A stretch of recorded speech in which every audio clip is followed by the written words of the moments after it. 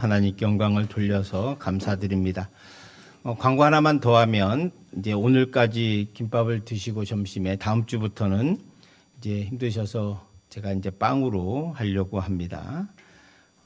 기도해 주시기 바라고, 또 빵이 약하다고 너무 생각하지 마시고 또 함께 목장 모임을 열심히 해주시면 감사하겠습니다. 저는 지난주에 우리가 이 땅에 식민지 백성으로 산다는 말씀을 드린 적이 있습니다. 그래서 우리는 하나님 나라의 독립군이다 라고 하는 말씀을 드렸고요. 그래서 오늘 본문에서 저는 우리가 이 땅에 하나님 나라의 독립군으로 어떻게 살아야 할 것인가, 그리고 어떻게 사는 것이 맞는가를 함께 생각하고 하나님의 음성을 듣고자 합니다. 여러분, 하나님께서 제일 기뻐하시는 일이 무엇일까요? 그것은 하나님 말씀에 순종하는 것입니다. 히브리서 11장 6절의 말씀을 보면 믿음이 없이는 하나님을 기쁘시게 하지 못하나니 하나님께 나아가는 자는 반드시 그가 계신 것과 또한 그가 자기를 찾는 자들에게 상 주시는 이심을 믿어야 할지니라. 믿음이 있어야 하나님을 기쁘시게 한다는 거예요. 그러면 하나님을 왜 믿음이 뭐냐? 믿음은 순종을 가능케 하기 때문입니다. 그러니까 순종해야 믿음도 생기지만 믿음이 먼저냐 순종이 먼저냐라고 말할 때는 순종이 나중이고 믿음이 먼저입니다. 믿음이 있어야 하나님 말씀에 순종할 수 있고, 또 하나님을 기쁘시게 하는 일이 뭐예요? 하나님께서 제일 기뻐하시는 일이 뭐냐면 하나님 말씀에 순종하는 거거든요. 그러니까 믿음이 없으면 하나님을 기쁘게 하지 못한다는 것은 믿음이 없으면 순종하지 못하기 때문에 하나님을 기쁘시게 할 수 없다는 것입니다. 그래서 우리는 믿음과 순종의 관계를 보면 믿음이 먼저고, 그 믿음이 있어야 하나님 말씀에 순종하며 살아갈 수 있고, 그것을 하나님이 기쁘시게 여긴다는 것을 우리는 알게 됩니다. 그리고 또 하나 중요하게 기억할 것은 하나님께 나아가는 자는 반드시 그가 계신 것과, 즉 하나님이 이 땅에 그리고 천지 만물을 창조하신 하나님으로 계신 것과, 그리고 그분을 찾는 자들에게 상 주시는 이심을 믿어야 한다는 거예요. 우리 사랑하는 성도 여러분, 그래서 저와 여러분들이 하나님이 계신 것과 그분이 자기를 찾는 자들에게 상 주시는 이름을 믿으시기를 축원드립니다. 그게 중요한 게, 그래야 믿음이 있고 그 믿음을 가지고 하나님을 기쁘시게 순종할 수 있기 때문입니다. 여러분, 쉽게 설명하면 여러분의 자녀들이 뭐 할 때 제일 좋아요? 여러분 말씀에 잘 듣고 순종할 때잖아요. 말 안 듣고 떠들고 나가고 막 자기 마음대로 하면 힘듭니다. 마찬가지예요. 신앙생활이 그런 거죠. 하나님께서 저와 여러분에게 원하시는 것은 하나님께서 하나님 말씀에 순종하며 살아가는 자를 복되다고 말합니다. 그래서 하나님 말씀에 순종하면 자연스럽게 하나님의 은혜와 복을 받습니다. 그럼 우리가 순종할 수 있는 믿음이 어디서 오는가? 그러니까 우리가 어떻게 해야 하나님 말씀을 순종하고 살아갈 수 있는 믿음이 생기는가? 물론 그 믿음은 예수 그리스도를 믿는 믿음이지만, 오늘 본문에 보면 우리가 이 땅에 살아가는 외국인이요 나그네라고 하는 사실을 기억하라고 말씀하십니다. 13절을 한번 보시기 바랍니다. 같이 봉독할게요. 이 사람들은 다 믿음을 따라 죽었으며 약속을 받지 못하였으되 그것들을 멀리서 보고 환영하며 또 땅에서는 외국인과 나그네임을 증언하였으니. 여러분, 여기서 말하는 이 사람들은 이 히브리서 11장에 나오는 구약 성경의 믿음의 사람들입니다. 아브라함, 이삭, 야곱, 요셉, 믿음, 이런 등등 많은 사람들이 믿음에 따라 죽었다는 거예요. 근데 약속을 받진 못했다. 그리고 그들이 이 땅에서 외국인이고 나그네임을 증언했다고 말합니다. 아브라함이 원래 고향이 있습니다. 자기가 살고 태어난 곳이 하란이라고 하는 곳인데, 거기서 그는 75세에 하나님께서 가나안 땅에 가라고 하셔서 그냥 무작정 왔습니다. 지시할 땅으로 가라고 하니 그냥 왔단 말이에요. 그때 나이가 75세였습니다. 그리고 그 땅에서 몇 살까지 살다가 175세까지 살다가 하나님이 부르셔서 천국에 갔습니다. 무려 100년을 가나안 땅에 살았습니다. 그런데 하나님께서 이 아브라함에게 하란 땅에서 가나안 땅으로 보내시며 약속한 세 가지가 있어요. 그것은 뭐냐?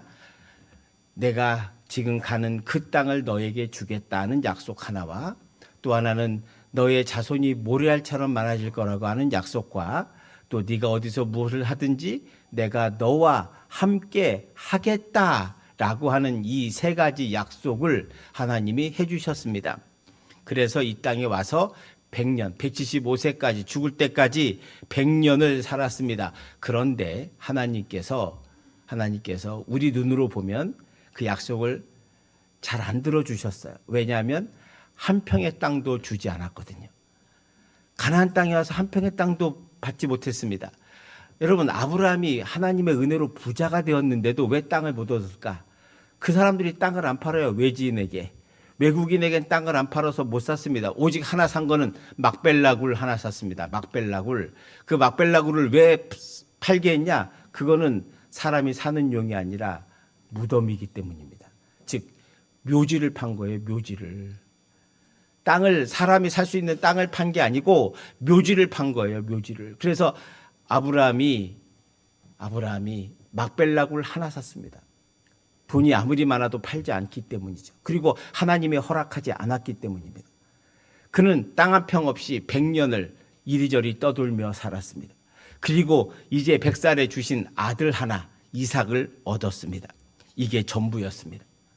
근데 하나님께서는 네 자손이 모래알처럼 많아지겠다. 이 땅을 너에게 주겠다. 그런데 아무것도 준 게 없단 말이에요. 오직 하나, 아들 하나, 그리고 막벨라 굴 하나, 그리고 내가 100년 동안 살았단 말이죠. 우리 한국 사람들이 태어나서 30살에 또 중간에 미국이나 다른 나라에 이민 가서 평생 살아도 그 삶에서 우리는 나그네일 수밖에 없습니다. 외국인일 수밖에 없는 거죠. 미국의 교포가 제 친척 가운데도 오랫동안 그 젊을 때 미국에 이민 가서 사셨는데 지난번에 오셔서 70, 80세가 다 돼 가셨는데 하는 말이 자기는 거기서 여전히 나그네요. 여전히 외국인이라는 거예요. 45년을 살았는데도 불구하고. 마찬가지예요.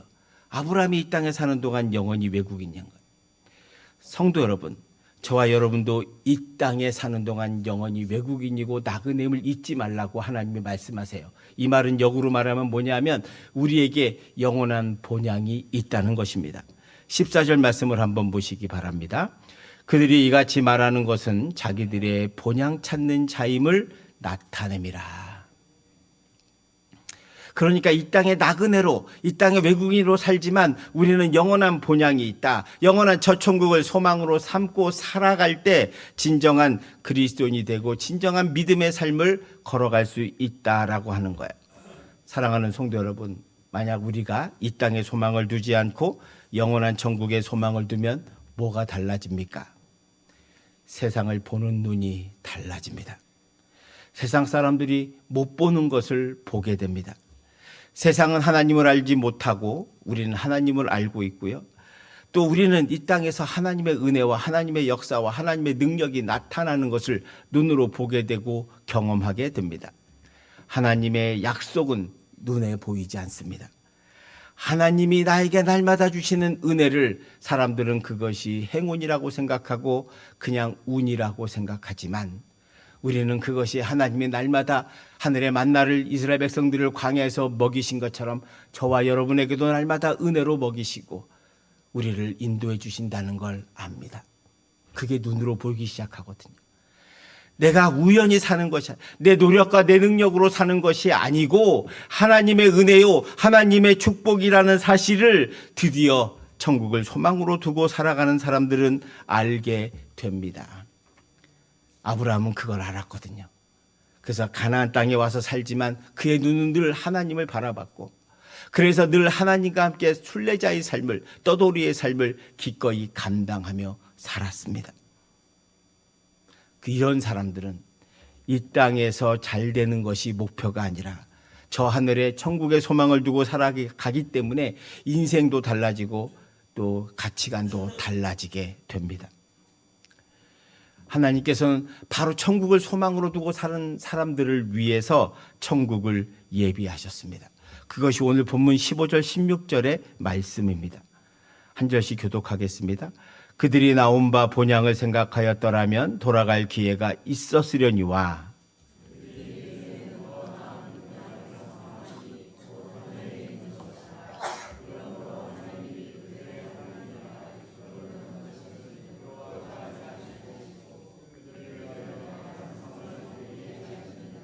아멘. 하나님께서 본향을 생각하는 사람들을 위해서, 그 본향을 사모하는 사람들을 위해서 하늘의 본향을 만들어 주셨다. 그래서 한 성을 예비했다고 오늘 본문은 말하고 있습니다. 사람에겐 두 가지 종류의 사람이 있습니다. 땅을 바라보며 사는 삶, 하늘을 바라보며 사는 사람입니다. 땅을 바라보는 사람은 자꾸 이 땅에 소망을 두고 무엇을 소유하려고 하고 무엇인가를 채우려 하고 현실에 맞추어 살아가려고 합니다. 그런데 하나님 나라를 소망으로 삼는 사람은 영원한 천국을 소망하고 살아갑니다. 사도 바울은 이것을 아래 것을 생각하지 말고 위의 것을 생각하라고 말하죠. 골로새서 3장 1절 2절에 이렇게 말씀합니다. 그러므로 너희가 그리스도와 함께 다시 살리심을 받았으면 위의 것을 찾으라. 거기는 그리스도께서 하나님 우편에 앉아 계시니라. 위의 것을 생각하고 땅의 것을 생각하지 말라.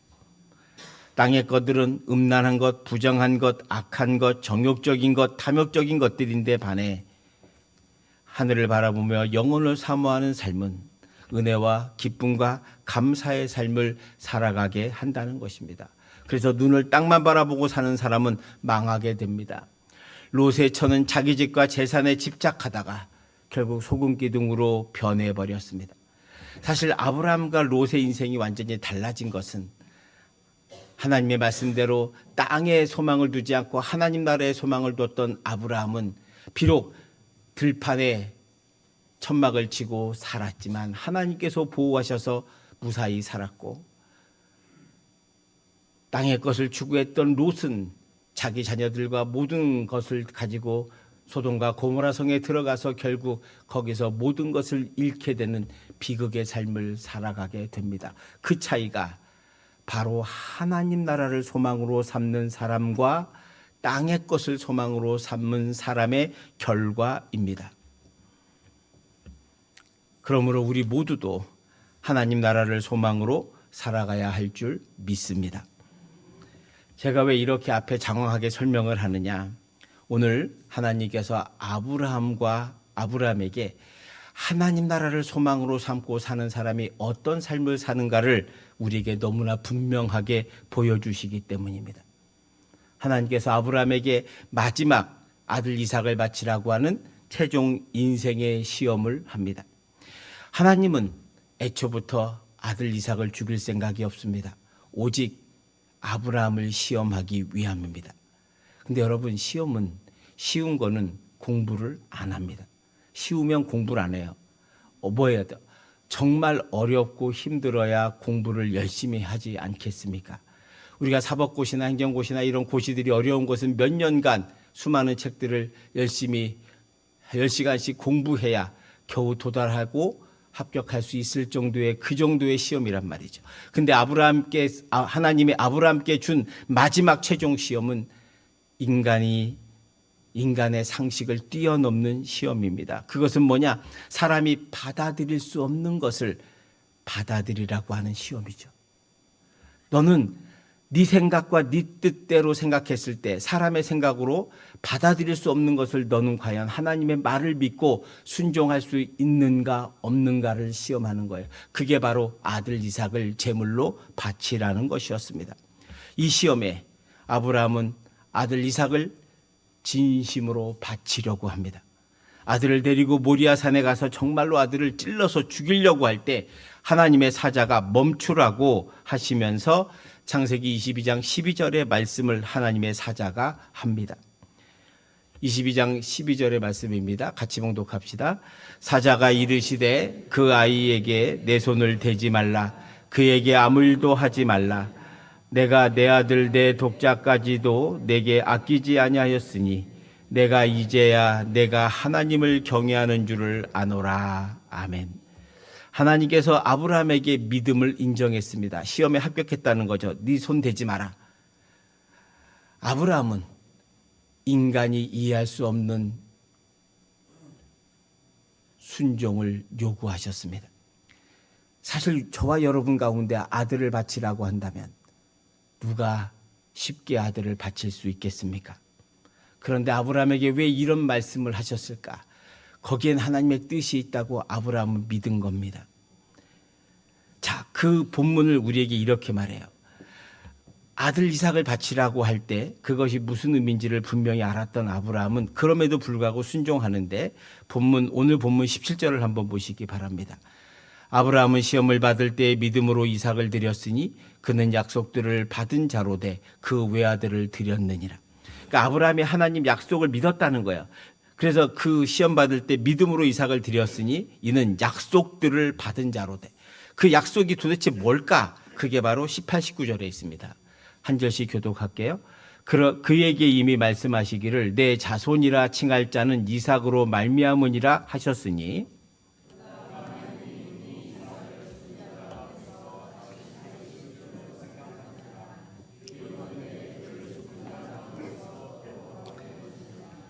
오늘 이 본문 잘 보세요. 이 정말 중요한 본문인데 아브라함이 믿었던 게 뭐냐면 네 자손 이삭으로 말미암아 너의 자손이 많아질 거야. 이렇게 약속했다는 거예요. 그걸 믿었다는 거예요. 근데 문제는 현실은 뭐예요? 아들이 결혼을 안 했네? 어려서 결혼도 안 했고요. 자녀도 없어요. 손주도 없단 말이에요. 결혼 안 했으니까 없죠. 그러니까 아들 이삭을 하나님께서 바치라고 했는데 그 전에 약속이 뭐냐면 이 아브라함과 사라의 자녀를 통해서 내가 너의 자녀가 한 민족을 이루게 하고 수많은 모래알처럼 많아지는 역사가 있을 거야 라고 했는데 약속한 그 아들을 바치라고 하니 하나님의 말씀을 믿고 그 약속의 말씀을 믿고 그 아들을 바친 것은 바로 하나님께서 이 이삭을 통해서 거대한 민족을 이루게 할 거라고 하는 그 약속을 믿었다는 거예요. 그래서 그리고 나서 이제 중요한 본문이 이제 19절이죠. 19절. 그가 하나님이 능히 이삭을 죽은 자 가운데서 다시 살리실 줄로 생각했다. 그러니까 지금 손주도 없으니까 이어질 수 없지만 아들을 바치라고 한 것은 하나님께서 이 아들을 다시 가져가셨다가 다시 도로 살려서 주실 거라고 믿었다는 거예요. 왜? 이 아들을 통해서 한 민족을 이루어야 하니까. 그걸 믿었다는 거예요. 그러니까 하나님이 다시 살려주실 줄 믿고 아들을 바쳤다는 거예요. 그게 아브라함의 믿음입니다. 인간의 상식으로 이해할 수 없죠? 맞아요. 인간의 상식으로 이해할 수 없습니다. 여러분, 신앙은 상식을 초월합니다. 하나님의 말씀은 상식적이지 않습니다. 아니, 모세에게 자기 백성을 구하러 가면서 군대를 준 것도 아니라 지팡이 달랑 하나 주고 가서 구해오라는 거예요. 아니, 이 사람이 무슨 수로 혼자 가서 싸워서 이기겠습니까? 아무것도 할 수 없습니다. 불가능하죠. 그런데 하나님이 함께 하시면 10가지 재앙과 홍해가 갈라지는 역사와 놀라운 능력을 경험합니다. 중요한 건 뭐예요? 하나님을 믿고 순종하느냐 하지 않느냐에 달려 있다는 거예요. 여호수아가 가나안 땅에 이제 들어갈 때 하나님께서 작전 명령을 하달해 주십니다. 여리고성 앞에 이제 서가지고 여리고성을 어떻게 점령할까 준비하고 있는데 여호수아가 기도하는 가운데 하나님의 작전명이 떨어졌습니다. 여호수아야, 7일 동안 성을 돌아라. 네? 성 돌아. 하루에 한 바퀴씩 돌아라. 그게 작전명령이었습니다. 그래서 돌아요. 여러분 이스라엘 덥습니다. 더운데 거기다 군장 메고 군대 갔다 오신 분 아니에요. 군장 메고 여름날 한 바퀴만 돌아보세요. 얼마나 힘이 드는가. 그런데 마지막 7일째 뭐라 그래요? 7바퀴를 돌아라. 7바퀴를. 그 여리고성을 7바퀴 돌아라고 한 뜻이 뭐예요? 그 사람들의 힘을 다 빼는 거예요. 옛날 전쟁은요 2시간 이상 못합니다. 칼 들고 창 들고 휘두르고 몇 번 해보세요. 얼마나 힘이 드는가. 그래서 2시간 하면 보통 휴전을 합니다. 쉬었다 하자. 밥 먹고 하자. 그런데 성을 7바퀴를 마지막 날 싸우려고 7바퀴를 도는데 그 7바퀴를 돌으라 그래서 돌아요. 그건 작전도 아니고 아무것도 아닌 거예요. 사실 전쟁에 지려고 각오하지 않는 한 불가능한 작전이에요. 그렇다고 하나님께서 야 7바퀴 돌면 마지막에 성이 와르르 무너질 거야 라고 말했냐? 그것도 없어요. 그냥 돌아라예요. 사람들이 근데 불평도 안 해요. 원망도 안 해요. 그냥 돌아요. 왜? 자기의 생각과 자기의 상식을 벗을 때 비로소 하나님 말씀에 순종할 수 있다는 걸 보여주는 거예요.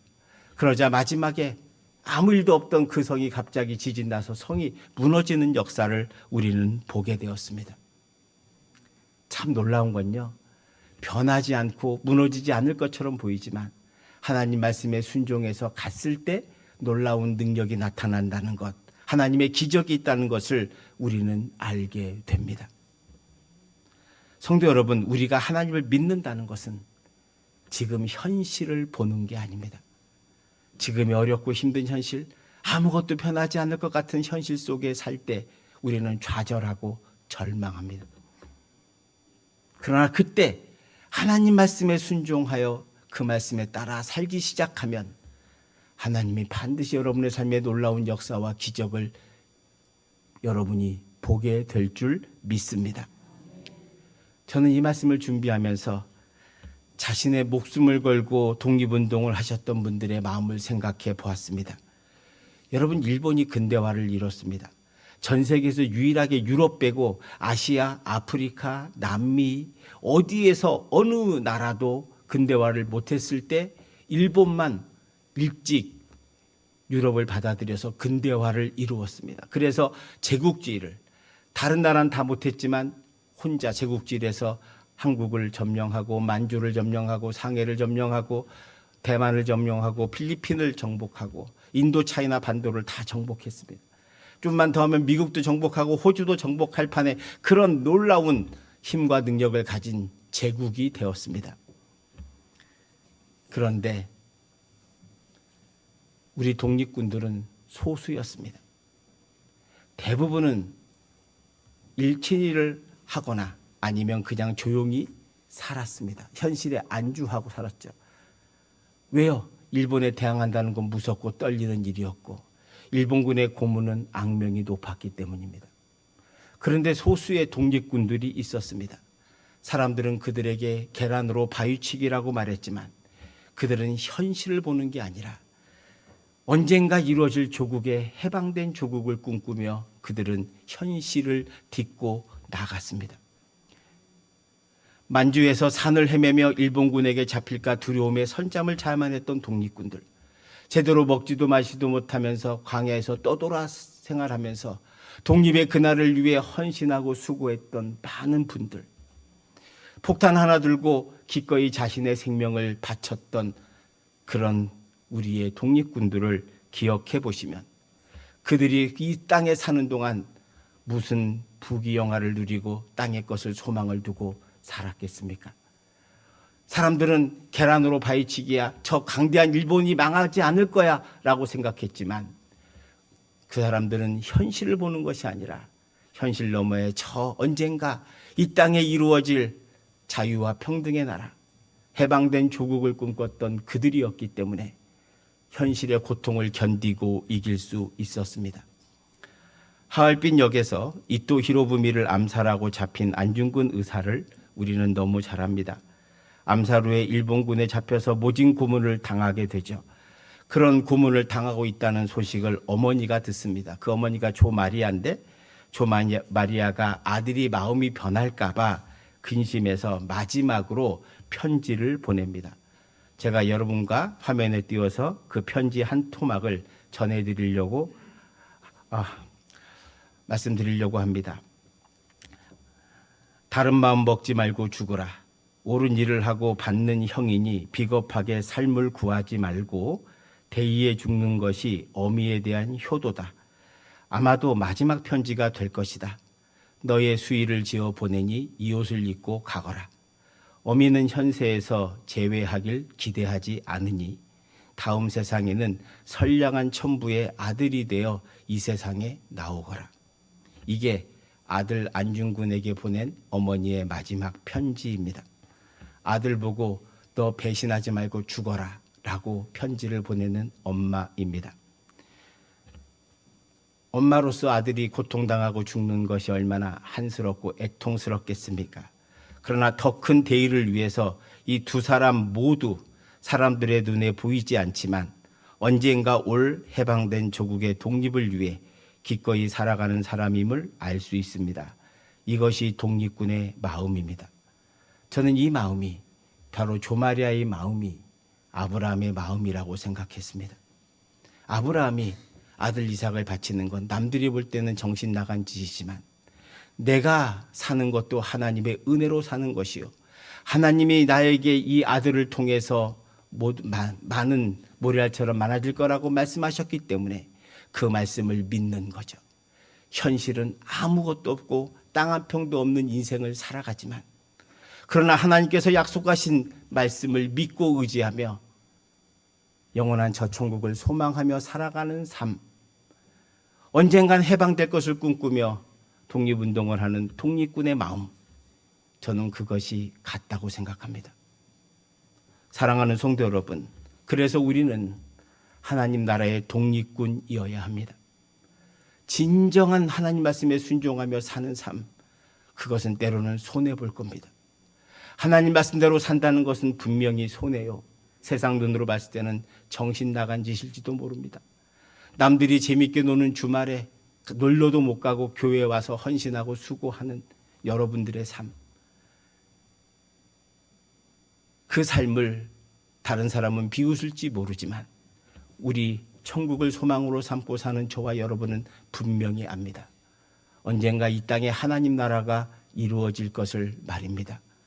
그건 바로 저와 여러분을 먼저 택하시고 먼저 믿게 하신 하나님의 뜻이요, 하나님께서 저와 여러분에게 이 땅에 땅끝까지 주의 복음을 전하는 날, 그래서 이 땅의 모든 사람이 하나님을 예배하고 하나님을 찬양하는 날이 오는 그날까지, 그날이 언제일지 모르지만 우리는 이 땅에 만주벌판에서 헤매던 독립군의 마음으로 우리는 이 땅에서 살아갑니다.